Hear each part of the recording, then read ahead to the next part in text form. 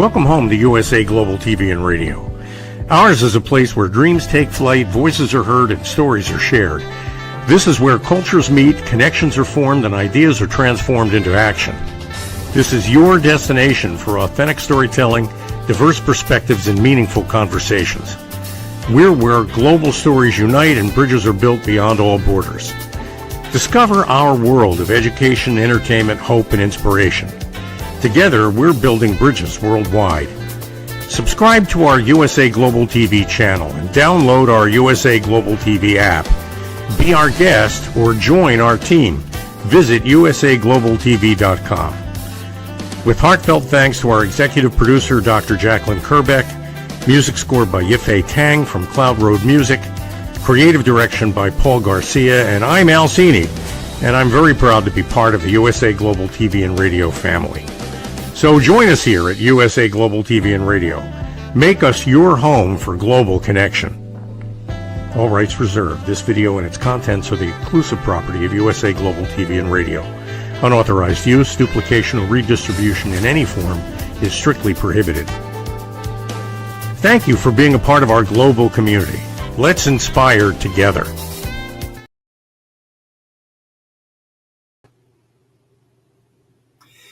$142,000 subscribers to the USA Global TV and Radio Network. Pretty impressive. Congratulations, Dr. Jacqueline. The show today, The Wise Ones, is the second show that I do every Thursday. I do 3 of them back to back to back. And we're talking today with, generally speaking, an entrepreneur, in most cases an author, because it seems like most of them are both. But before we get started with that, real quickly, when I'm not doing my TV shows, I research the human body at the cellular level.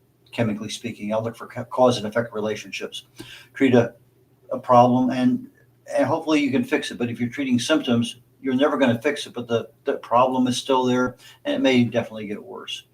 I specialize in longevity, age-related diseases. That's what I write about. That's what I speak about. I also help people get their books written. I've helped publish probably about 50 books total so far. And when I'm not doing that, I'm here on TV doing various things. Our first show is the Corner Bookstore. We're talking to authors. The Wise Ones, we're talking to entrepreneurs, business owners.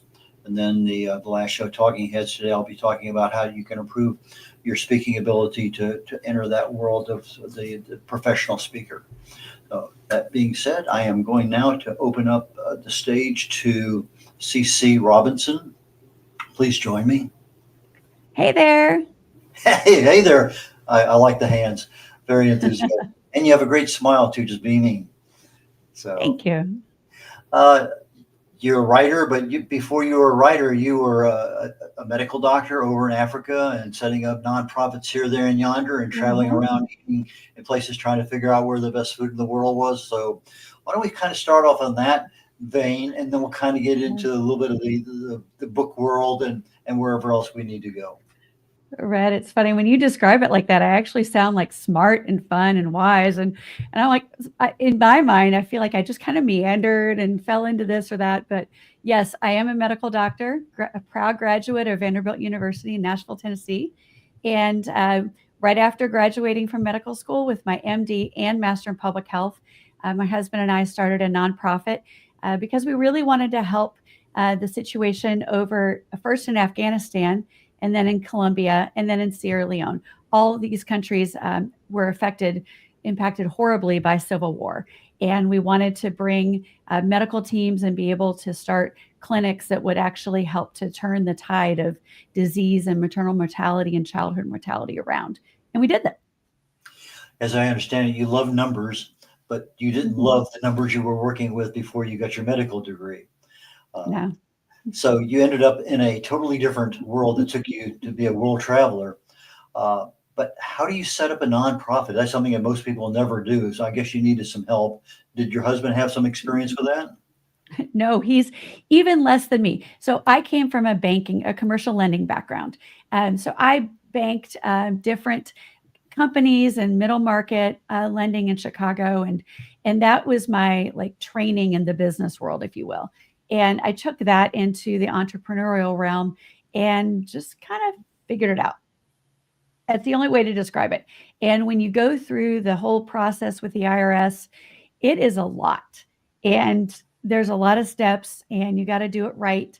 And so after that first time, I knew what I was doing. And so I did help some other people start their own nonprofits, as well as helped our church start our nonprofit when we planted it up in Cincinnati. So that's knowledge and understanding that I'll never lose, theoretically. So you set up the nonprofits. That means you had to actually go over there and do something. And in order Yes. to set up, you set up clinics, you set up. So was Mhm. Sierra Leone the first place you went to? No, it was not. Actually, Afghanistan was. We took over an existing clinic, um, and it was in the season when the Taliban was surging for the first time in early 2000s. And unfortunately, we had to close that clinic because of just issues and death threats against the staff. Um, but then that kind of sparked the bug, I was like, well, we can do this other places. And so we just started looking around the world. Where else can we go? And that's when we realized that Colombia, the nation in South America, not the South Carolina city, was experiencing its own civil war. And there were people up in the mountainous and forest regions that were experiencing complete poverty, lack of medical services. So that's where we went next. Okay, so when you travel overseas, I was in the military Mhm. for a while. I always had to get shots, inoculations. It didn't matter. I mean, it seemed like even to the last couple of months I was in the military, I think I got a Japanese Yeah. encephalitis because I was probably going to fly to Japan from Germany. It, Yeah. uh, and I remember getting the anthrax series. That Mhm. was probably one of the most insidious of them all. But anyway, so I'm sure that you probably had to get all of these shots for all these places you had to go, Yep. malaria and dengue fever and who knows what else. Mhm. Um, so did you give yourself your own shot or did you? No, no, no. No, no, no, no, no, no, no, no. One, I'm a wimp. Uh, Two, I wouldn't have the formulations, and I don't actually never had a actual practice in America, so I wouldn't have had access either. No, I went like everybody else did to the travel clinic and suffered through the hepatitis series and the yellow fever and took the malaria prophylaxis and you name it. So yes, I am a literal pincushion. Yeah, I remember going the hepatitis series. It seemed like it was almost like a glue, and I started rubbing them together like this to warm them up, Yeah. and it took forever because Mhm. when they stick you in the butt and they start to push that, it like 5 minutes to get that stuff into you. It's just Yeah. an interesting experience in life. Yes. Breathe through it, right? So you set up the clinics. Mhm. The property was already there, or do you work through some church group or some government entity or what? We had many partners. The truth is, it takes a lot of people working together to build something like that. And so, yes, we had local partners. We would often work with churches who were already there in the community, had a reputation. Maybe they had a medical provider at one level of another, maybe a nurse practitioner, or a physician's assistant that had a heart to serve their community. And then we just find a building and work with people who own buildings. Or most of the time when we were there, the district health services were not operational, and or they were beleaguered and overwhelmed. So oftentimes we would work with the official health services in the nation to serve more than what they could serve on their own. Okay, so you're always looking for places Mhm. that had good electricity, nice air conditioning and heating, and good parking, all that kind of stuff, right? What is that? Air conditioning? Running water? No, no, no. Bucket baths are awesome. Completely underrated. Completely, huh? Uh, I noticed that when I was sending units overseas, particularly to Korea more so than to other places, we always had to get them stuff over there super early to clear through customs and all that stuff. So I assume that the medicines and bandages and other Mhm. things that you needed had to be sent from the United States. Or from a neighboring nation or a nearby nation. So in Sierra Leone, you mentioned that we found that sourcing materials and pharmaceutical supplies from neighboring nations like Senegal, even a couple over Ghana, was preferable to trying to ship from the United States just due to cost. Okay, so you're over there in storage, I mean, security. How do you handle that kind of stuff? Creatively. Okay. Creatively is what I will say. A lot of it depends on where you are in the world, but sometimes places don't have actual glass on the windows. And getting glass in a nation that's had a major civil war or emerging from that is problematic. So yeah, you have to get creative. You have to use different various forms of lock boxes and security measures, security guards, hiring however it is. It really depends on the local context. Okay, and because all these places are located downtown, easy walking distance to the trains and everything else, tell us about your logistics experiences in some of these places. Backup pickup trucks going through roads bombed out with holes as big as a VW bus, going into the bush, praying that nothing breaks.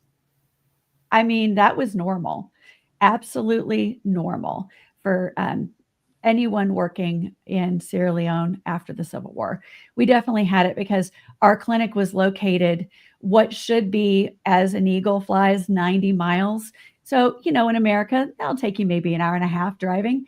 The first time we drove it, it took us 12 and a half hours. So, yeah, and you've got some challenges there. I totally understand what you're saying because when we had a hurricane come through Houston not long ago, we had to evacuate. And what used to be a 2-lane road became a 4-lane road going in one direction because people were driving on the shoulder. And a 1 hour, hour and a half trip took us over 12 hours. So I can appreciate, I feel your pain.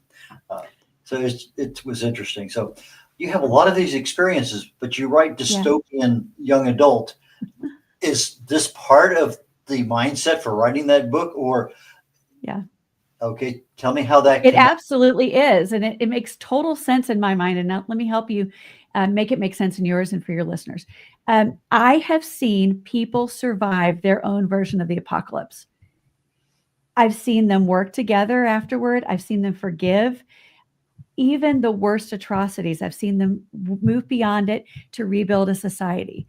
Therefore, I know that whatever that thing is out there that we're fearing, the worst possible dystopian society, I know that the human spirit cannot be defeated. And I know if we work together, if we fix some of the things that are broken in our society, that maybe we can prevent us from getting there. But even if we do get there, perhaps there's a way through it. And that's what I want to convey in my books is hope, courage, and survival. It's interesting. You mentioned the word fear a minute ago, and I was just mentioning to my wife, I was reading, just finished a book actually, and the person, as part of their training, they were enclosed in a cage, but the cage was filled with water, but they could always breathe by putting their head up and breathing. But as soon as they put their head down, they're below the water level. And the whole thing was they couldn't drown because they always had access to water, but it was the fear that they could drown that was the driving factor in their psyche and their mindset. And they had to overcome that fear because it was something that they created their own dilemma. But the mere fact that they had the ability didn't make any difference. You had to really and truly believe you had that ability. So when you look at the people, the cultures, and they're forgiving other people, that is a true belief that, okay, I can forgive you. Is that true? Yeah, that is absolutely true. You make a great point about the mindset, the importance of our mindset in that. Like they had to first realize that it was possible for them to survive forgiving this other person. Like sometimes we think if I forgive them, my world's going to fall apart because then, what they did was right, or I'm saying that by forgiving. That's not the case. When we forgive someone, it actually makes us free from the burden of that bitterness and holding that negativity. And people need to trust in that in order to get to that place of forgiveness. So what you're saying is absolutely true. It is a first and foremost, what do we believe about this? And then what's our mindset? And then how can we reframe that to get to that outcome that we want? Did you develop this clarity from your church, or is this something you've kind of grown to see and accept because of the examples you've come across? I think it's been developing over the course of the last like 25 years. I'm not exactly a spring chicken anymore. And, I've lived some life and realized that, life is really too short to hold grudges. And, that's probably, if you talk to teenage me, that was my default. Anger, grudges, all of that. And just all that negativity just doesn't help. And so it's taken me maybe a lifetime in growth and possibly being confronted by other people and then having to work through offense on my own, even as a pastor. Pastors can get offended too. And so I've come to it over the course of a lifetime, I think. It's interesting when you're dealing with different cultures Mhm. and what they believe because of their experience in this location at that time. And you Yeah. said they had civil wars, and obviously they may or may not have known, or let's say the local tribe or the indigenous population, or whatever. You have different factions in there, and it may Mhm. be military, maybe a lot of different things. Taliban, you Mhm. mentioned earlier. Um, and you don't know somebody in that Taliban, but you might. And now all of a sudden you Mhm. want to forgive somebody. You're talking a major step up in the creation of you as a human being. That's something that Mhm. most of us really never do. It can feel very vulnerable and threatening to go down that path, but I would just encourage people to do it, to do the hard work, and to get to that place of forgiving because the joy on the other side is so much better than the bitterness we cling to beforehand. Okay. So as a medical doctor for a short period of time Mhm. in Afghanistan, for a reasonable period of time in Colombia, and Mhm. for some time there in Sierra Leone, Mhm. uh, what was probably the most miraculous thing you saw while you were there? Oh, that's easy. Hands down, I saw a man be healed of blindness. He'd been blind for a very long time. And I was inside doing what I need to be doing as a doctor, seeing patients, and all of a sudden I hear yelling outside. And so of course I have to investigate. And I go out and the team has prayed for a man to be healed from his blindness and God healed him. That I like as a medical doctor, I have nothing to treat blindness over there. Like one, I'm not an optometrist or an ophthalmologist. I'm not a surgeon. I'm clueless. Like I don't even have eye drops. I can't do anything. And to see God move in that way on behalf of this man, just it was so impactful for me because I couldn't do anything. I'm helpless. I'm powerless, but God's not. The miracles we see sometimes we take for granted, but you as a medical doctor, that Mhm. was something that was much more so than just Mhm. somebody else in the family. And so that had a bigger impact on you. And you saw Yeah. these not all the time, but I'm sure enough to say, hey, there's a Mhm. bigger force out there. Yes, Uh, absolutely. Now, Mhm. you didn't speak the language, obviously, of all the people. I'm assuming you might speak. Do you speak a foreign language? Spanish badly. Okay. They technically speak English in Sierra Leone. I say technically because it's a combination of a local dialect and English. It's like a pidgin, um, and so we would be translated. When I spoke, when I taught, when I did leadership training for hundreds of people from the community, I was translated. And it's funny because I could understand the translator because they were basically speaking a version of English. But if I tried to do it without a translator, people just look at me like I got four heads. I don't understand a thing you're saying, Christy. So that was fun. Okay, we're getting ready to go to a commercial break here, about a minute, minute and a half. And when we come back, one of the topics you wanted to touch on today was racial reconciliation. So when we come Yes. back, let's go down that road for a little while, and then we'll get into your books. So we'll catch you here in just a moment. What if one simple skill could change the way you connect with the world? What if listening could open doors to deeper relationships, stronger businesses, and a better you? Dr. Jacqueline Kerbeck, the Listening Mentor, brings you USA Global TV and Radio, a space where voices are heard, ideas are shared, and global communities thrive. Through the elevated listeners' courses and books, you'll master the power of listening, set boundaries with confidence, and transform conversations into opportunities. Join us. Listen, learn, elevate.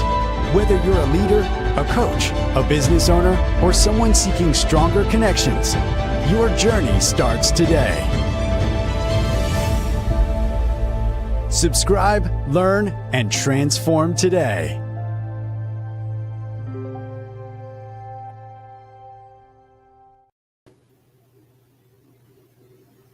Howdy, y'all. Red O'Loughlin here. We're on the Wise Ones on the USA Global TV and Radio Network. Today, my guest is CC Robinson. CC, please join me back up here on stage. I'd appreciate that. Hey there. Okay, we said before the break we'd like to go down the road of racial reconciliation. It's a topic that you want to make sure we actually touched on today. So please, Yes.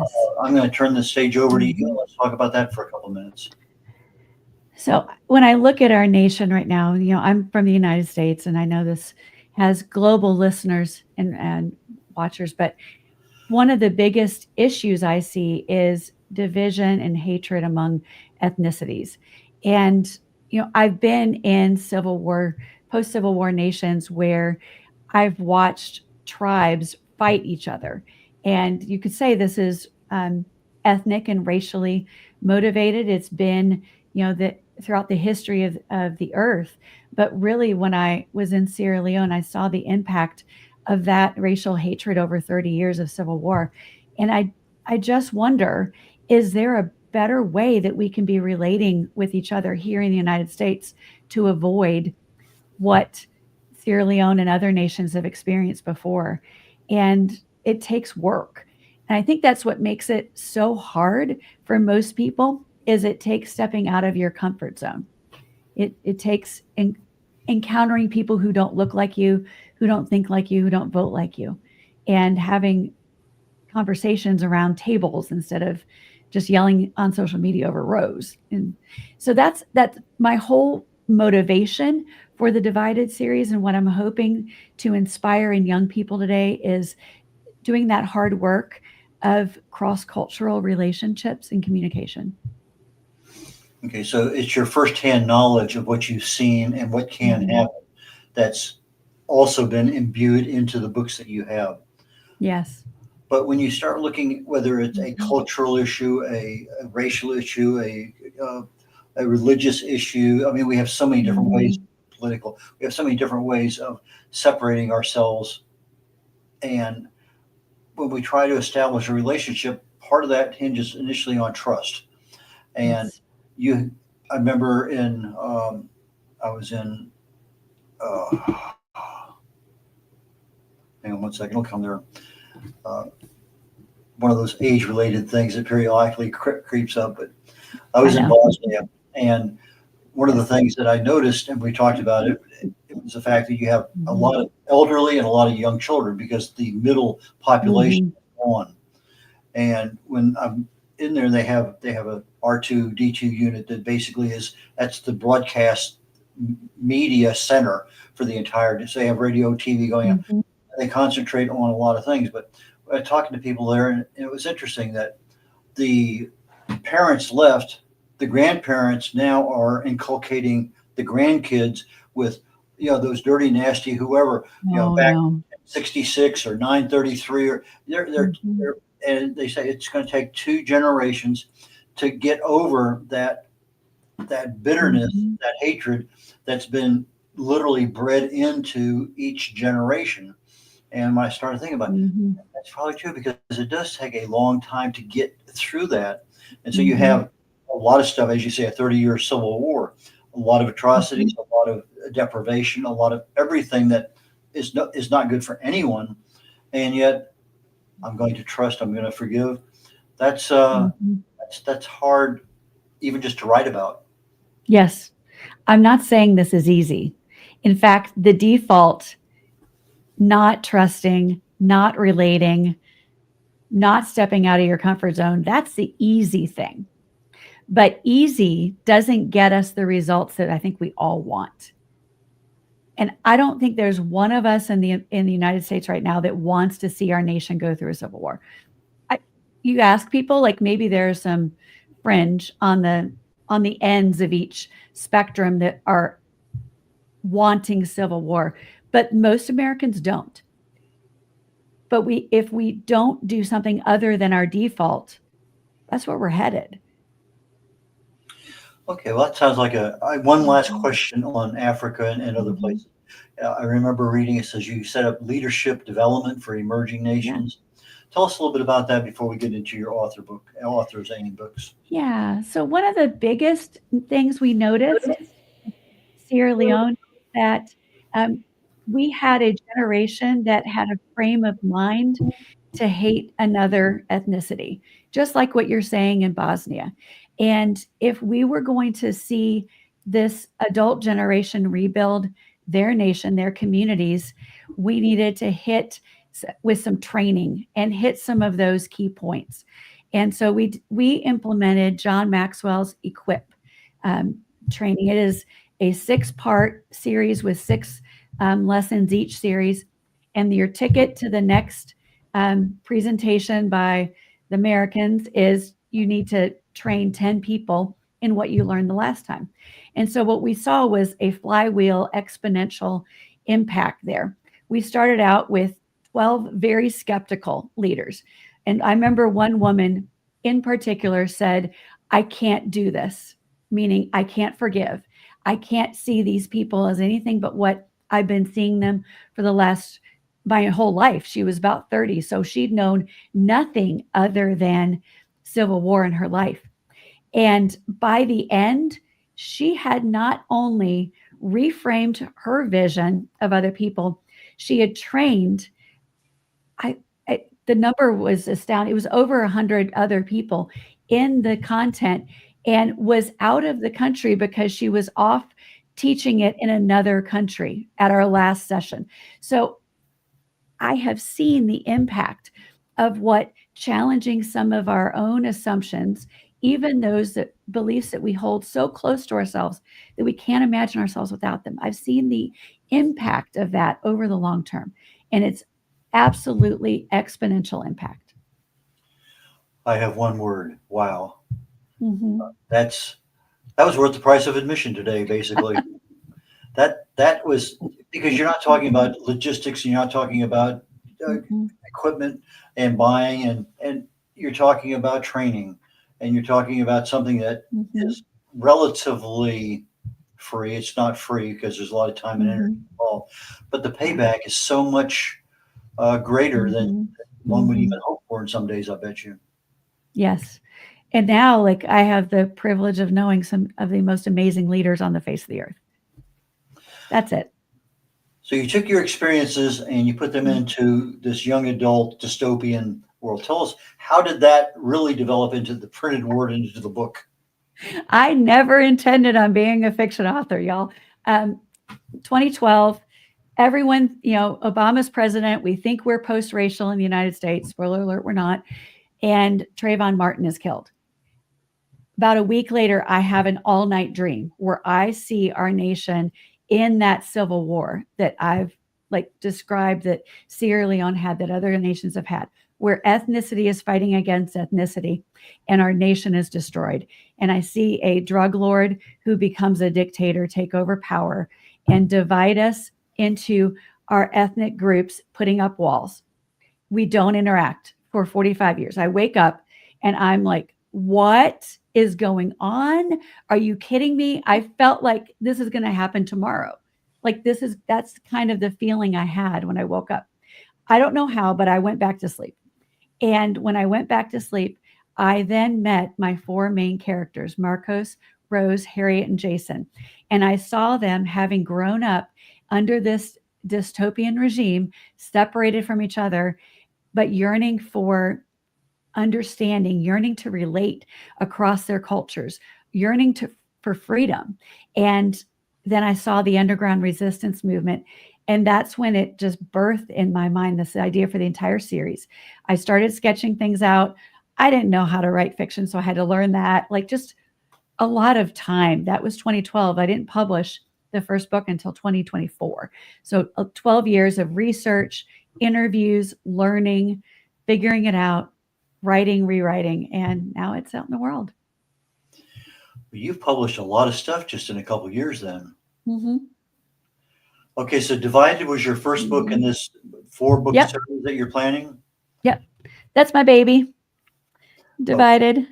Now, one of the things I noticed that I really want to compliment you on, because I had not seen it before, maybe it's there, I just not privy to everything. But in your blog, you actually do the backstory on your characters. Yes. Which, wow. Because most of the time we never know a backstory. Yeah. I'll be perfectly honest, that's selfish, because I need the backstory to get to know my characters. That's how I kind of get to know them. And I put them all when they're about 8. And I feel like that's a great time in a kid's life to get to know who they are. And I love those little vignettes I've written, and they're fun, but they're really for me. I just share them with the world because why not? Okay, so you have your characters, and they're the same characters in all your books, right? Yes, same 4. And you haven't killed any of them off yet. No. Okay.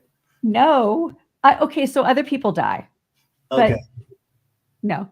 Yeah, so this is Divided, and then the newest one out is Caged. This is Rose's book. She's my angry teenager. Gotta love her, angsty.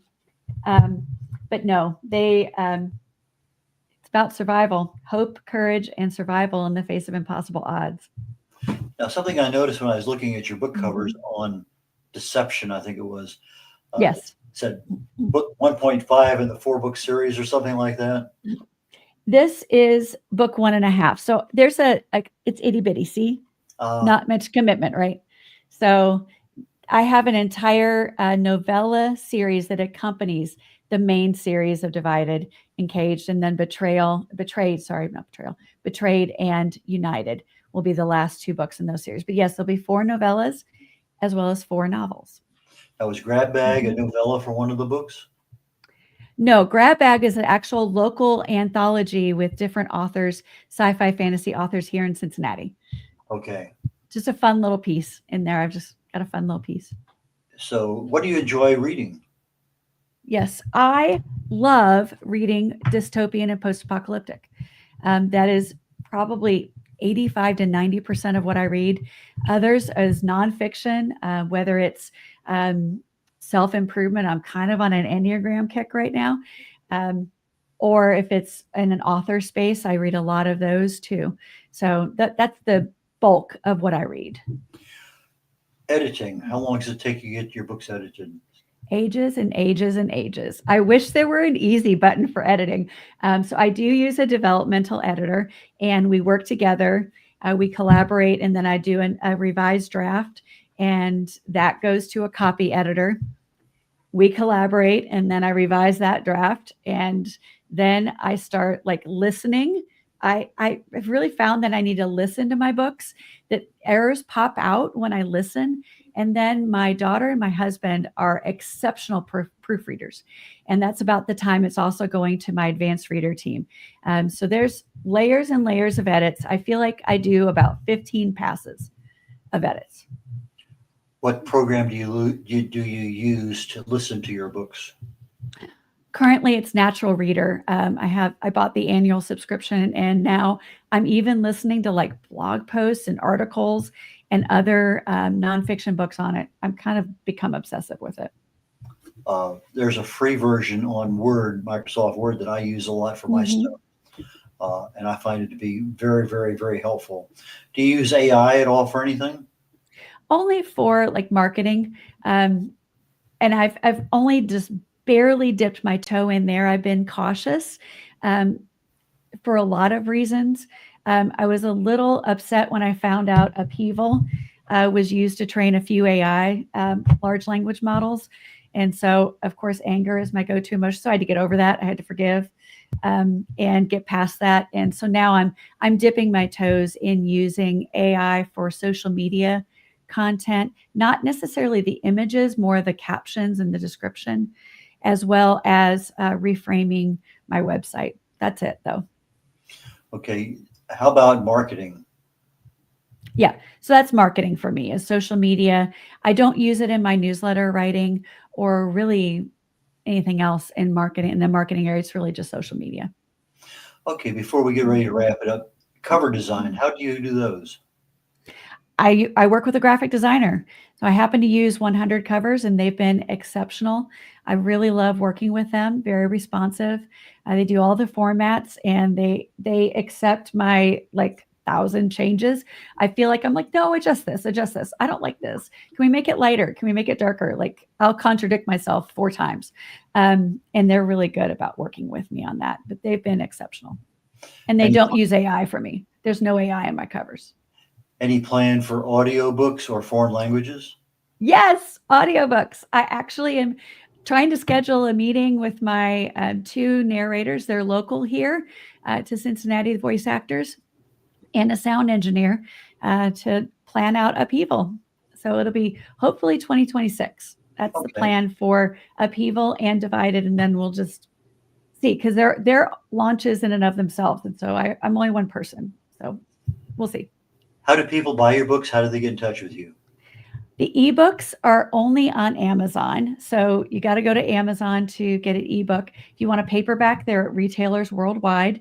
The links are on my website, ccrobinsonauthor.com. And I have a special offer for this audience. If you sign up for my newsletter, you can get this little baby in ebook format, Upheaval, in ebook format for free. We have an audio audience after the live broadcast is over. So for that audience, CC, just the 2 letters, CC, Robinson, ROBIN, like Robinson, SON, author, AUTHOR.com. So CC, RobinsonAuthor.com. And so that's where you get her website.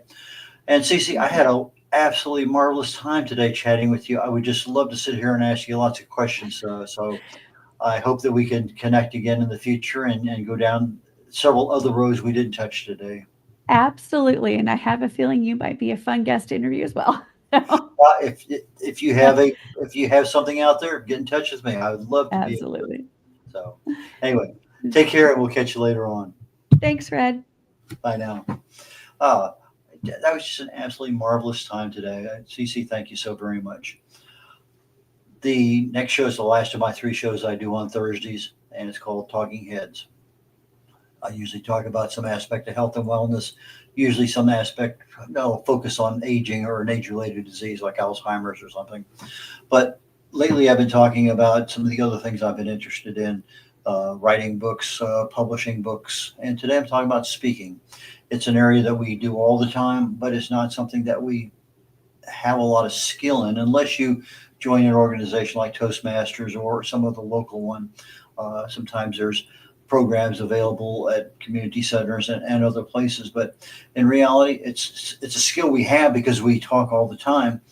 But the public aspect of being able to stand up in front of 30 or 300 people and speak, get a message out, inspire, motivate, whatever your focus is. It may just be telling a story. I did a program on Talking Heads recently about the Camino de Santiago, and it was like 70 or 80 slides of pictures I took of the roads that my wife and I walked over in Spain for 500 miles. But that was more of a story presentation as opposed to me talking about the causes and pathways for how Alzheimer's develops in the brain and what natural options might be available to help offset that. But today, speaking, and there's a lot of different ways you can open a speech. There's a lot of different ways you can close it. And in between, that's the content. And reading something, having this piece of paper up in front of you is not the way to read a speech. You don't put a piece of paper on the podium and start reading. But we're going to talk about what we can do to improve our personal ability to speak. And that's what I welcome you to join Talking Heads later today. Take care, y'all. Bye now. Get ready to wear the brand that's changing the world of media. Introducing the official USA Global TV and Radio online store. From our TV show hosts to our incredible global guests, you asked, we delivered. Rep your appearance with pride. Whether you've been on air, hosted a show, or tuned in, we have something just for you. Visit us at usaglobaltvradioshoп.myspreadshop.com and start shopping today. Check back frequently. We're dropping fresh new designs all the time. Showcase your role in our global community. These designs celebrate your voice, your story, your presence. It's more than just merchandise. It's a movement of hope, inspiration, education, and elevated listening. Head to usaglobaltvradioshoп.myspreadshop.com. Your spotlight awaits. USA Global TV and Radio. Elevate your style. Elevate the world. From the magical world of the amazing adventures of Lady Ella comes a heartwarming new journey filled with kindness, courage, and compassion. Lady Ella, the beloved ladybug and listening mentor, is back, and this time she is not alone. Meet her brave and thoughtful brother, Lord Jack. Together, they take flight on their very first kindness adventure. Along the way, they meet 3 new friends in need: a duck feeling discouraged, a mouse struggling to be understood, and a busy little bee who's completely lost. But with the power of elevated listening and simple acts of kindness, Lady Ella and Lord Jack show us how understanding and empathy can make the biggest difference in someone's day. Written by Dr. Jacqueline Kerbeck, the listening mentor, this 9th book in the best-selling Lady Ella series teaches children ages 5 to 10 the essential skills of listening, kindness, and etiquette. Now available for pre-order on Amazon. Scan the QR code and order your copy today.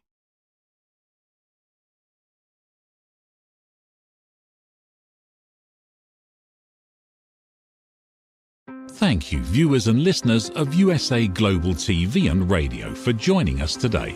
We're honoured to have your time and attention as part of our global community.